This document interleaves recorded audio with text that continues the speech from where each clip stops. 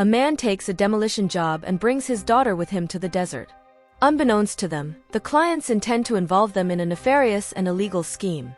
One night, Scott and his wife Linda track their daughter's phone to a party at a house on the outskirts of town, as she has been over 3 hours past her curfew. Before getting out of the truck, the woman tells her husband not to do anything rash. However, the man grabs a rubber mallet from the toolbox and heads inside. He catches Jane, his daughter, kissing someone by the window. When she sees her father, the embarrassed teenager asks what he's doing there. Scott says he's come to take her home because she's too young to be at that kind of party. Jane refuses to cooperate, so her father throws her over his shoulder, carries her to the truck, and puts her in the back seat. Minutes later, on the drive back, Linda tries to calm her husband and daughter as they argue. The teenager asks how they managed to find her, and the man reveals that they had placed a tracker on her phone because she always comes home late and never tells them where she is. Suddenly, a vehicle speeds past the family, enraging Scott, who believes the other driver did it intentionally. Later, they stop at a gas station to fill up the tank, and the father immediately recognizes the truck at the adjacent pump. Linda pleads with her husband to stay in the vehicle, worried that he will let his emotions get the better of him. However, Scott gets out of the truck, reasoning that he needs to get gas.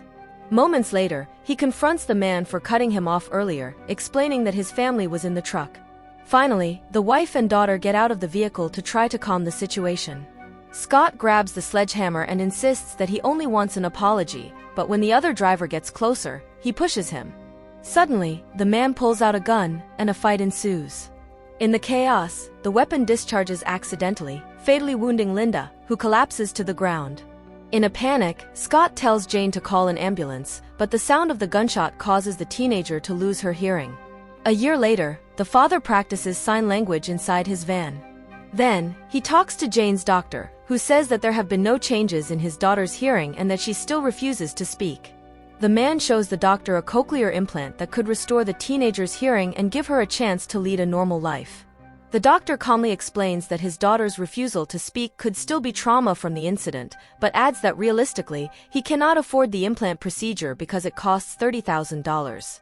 She tells the man to stop dismissing the idea of learning sign language because it is the most practical means of communication for Jane.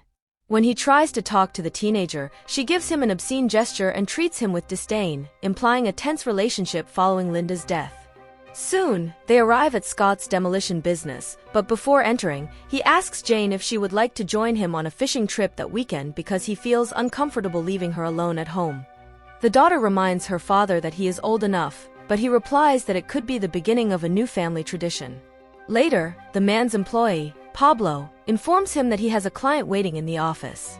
Inside, Victor, or Vic, introduces himself and says he is there for a demolition job on behalf of his friend. He mentions that the friend lost his house to his ex-wife during the divorce and wants Scott to empty it out completely because he technically still owns everything inside. At first, the man declines the job because he has plans for the weekend. Then, Vic says he can keep all the house's fixtures, places 3 bundles of cash totaling $30,000 on the table, and adds that he will receive another $10,000 once the job is done. As Scott needs the money to finance Jane's cochlear implant procedure, he eventually accepts the offer. As they finalize the deal, Vic says the job is only to clear out and dig, emphasizing that they should not touch the walls. Meanwhile, the teenager watches the 2 men shake hands in agreement and then sees Vic's girlfriend, Lola, standing outside the establishment. 2 days ago, Vic answered a call from a friend who informed him that someone was about to move into the house in the desert. He asked if it had anything to do with Lola's cousin because he had already taken care of him. Then, the friend said he would send Vic the details of a local contact who would handle the job as soon as possible. After the call, Vic told a tied-up man that he would no longer be needed and shot him. Lola heard the noise and angrily reminded her boyfriend that he promised she would kill the next one. Vic told the woman that they needed to return to the desert, which did not make her happy. In the present, Jane reveals that she read their lips through the window and that they are not going fishing. Then, Scott says it's good money they can use for his implant procedure. The daughter points out that they won't need her for the job, but he insists that accompanying them and helping him and Pablo will be good for her. That afternoon, they take the truck and a trailer to the desert so they won't have to drive back home every day. When they arrive, Pablo comments on how strange it is that the dilapidated house has such a nice yard.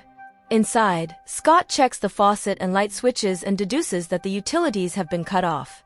Suddenly, a homeless teenager runs out of a room hoping to escape. The father pins him against the wall and asks what he is doing there. The intruder, who introduces himself as Tommy, says he was just looking for a place to sleep. Scott tells Pablo to call the police, but seeing the teenager pleading with them not to, the understanding Jane asks her father to reconsider.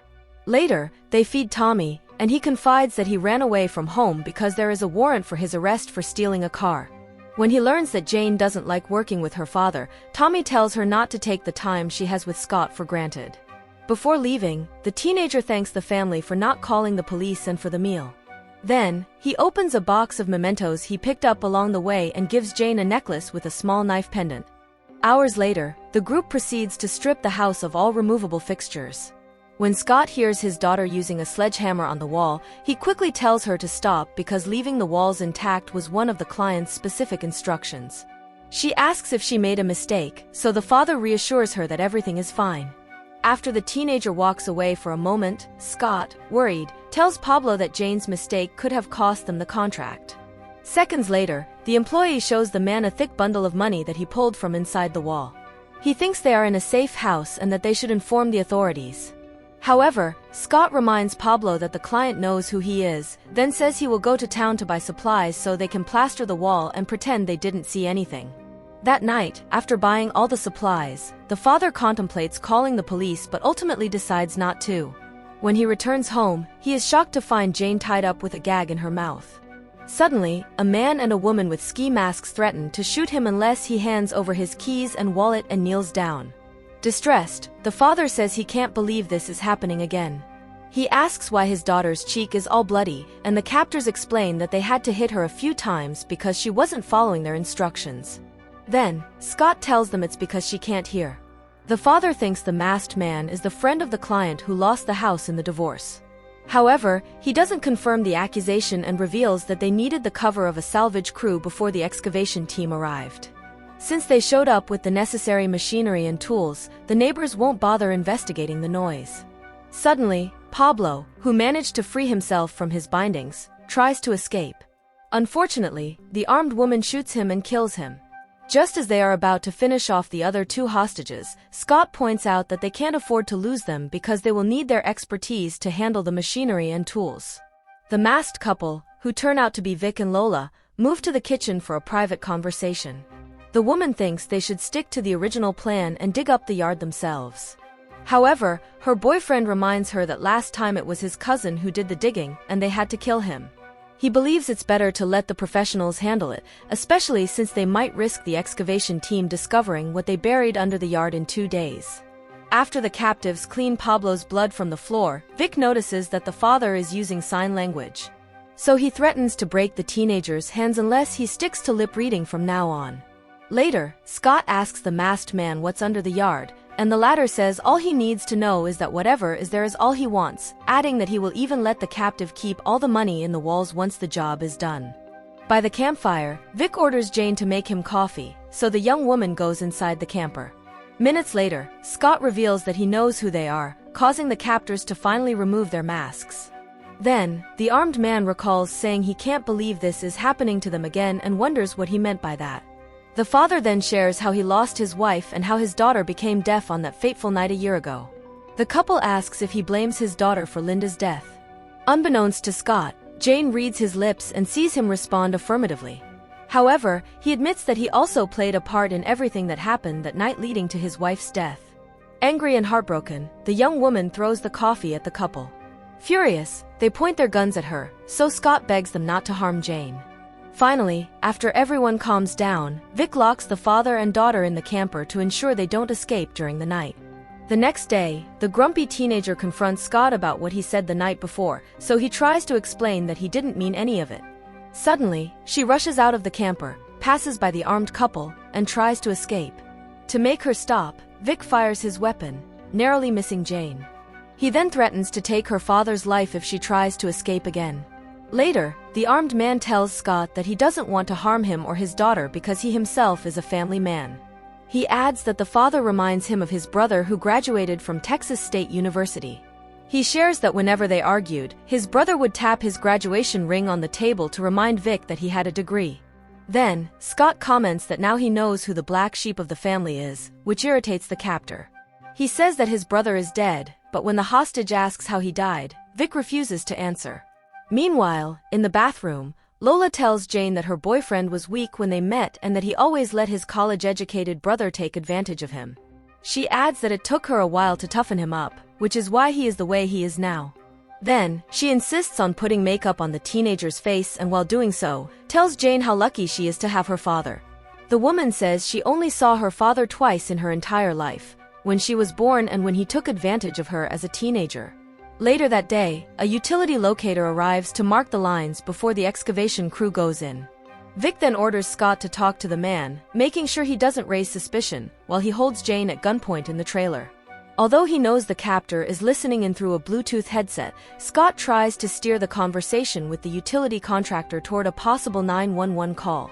Unfortunately, the clueless man doesn't understand what he's trying to tell him and, when he leaves, the irate Vic threatens to shoot the teenager. To calm the gunman down, the father says he got rid of the utility contractor just the way they wanted. Finally, the father and daughter get back to work tearing down the concrete patio and digging up the dirt underneath. At the same time, in the trailer, the couple argues about who is to blame for them being in this situation. Lola reminds him that her brother tried to kill her and worries that if they move the object from under the patio to another place, someone else will find it. After the argument, the girlfriend initiates intimacy, and when Jane sees the captors distracted, she uses sign language to tell Scott that this is their only chance to escape. Minutes later, Lola realizes everything has gone silent, and upon checking, she discovers the hostages are gone. Meanwhile, the father and daughter reach the main road and signal the first passing vehicle. Unfortunately, it's the captors, and when Scott begs them to let him and his daughter go, Vic says they still need to finish the job. Defeated, the father and the teenager get into the truck and return to the house with the couple. Inside, the sadistic couple punishes Scott by tying him up and beating him repeatedly. Seconds later, Lola gags Jane and hits her hand with the gun. Later that night, the unsuspecting Tommy returns to the house and finds Pablo's body. He enters the work tent over the patio, and the couple points their guns at him. Scott tells them both to let him go, but despite the desperate pleas of the vagabond for mercy, Lola shoots him in the head. Eventually, after hours of digging, they reach a large wooden box, and Scott points out the putrid smell emanating from it. They take it inside, and when the father sees the Texas State University ring roll out, he deduces that it contains the corpse of Vic's brother. Lola praises her boyfriend for standing up to his brother, especially when he tried to kill him and steal his girl and money. However, Vic recalls that she said her brother also tried to kill her, so she quickly corrects herself. Scott mocks and asks the armed man if he really believes his girlfriend, saying she doesn't seem like the sharing type. Since they dug up the brother's body, the couple decides it's time to find a new place to dispose of everyone they've killed, including the father and daughter. So, Lola takes Scott and Jane outside, but just as she's about to pull the trigger, Vic calls her. The suspicious boyfriend asks the woman if her brother tried to kill her because he's been thinking for some time that they might have had a relationship. Meanwhile, the teenager apologizes for running away that night and admits that she blames herself for what happened to her mother. However, Scott tells her that it wasn't her fault and that they need to forgive each other and themselves. At the same time, Lola admits that she slept with Vic's criminal brother and her father, which is why she feels entitled to the money in the house. She adds that she saved the man of her family and that he should thank her for it. Surprisingly, Vic doesn't care that the woman manipulated him into killing his brother and even says that it only proves that she is the person he wants to marry. As the couple kiss, Scott and Jane try to flee, so the gunman shoots the father. Vic steps on the wound to inflict even more pain, while Lola hits the daughter. Suddenly, the teenager remembers the razor pendant, so she uses it to slice the woman's throat. Devastated, the boyfriend cries as he cradles the dying Lola in his arms. Scott and Jane run to the van, but before they leave, the vengeful man pulls the father out of the vehicle and slams the door against his body several times. A scuffle ensues, with Vic having the upper hand. Determined to save her father, the teenager speaks for the first time in a year and calls out to him. After a second of surprise, Scott pushes the armed man and kicks him in the leg, causing him to fall to the ground, allowing the daughter to run him over with the truck towards the shed. Seconds later, the man assures his traumatized daughter that everything is fine, and she tells him that she loves him.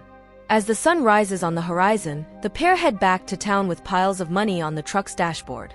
If you liked the summary, don't forget to subscribe and hit the like button. It's free and it really helps me continue to grow.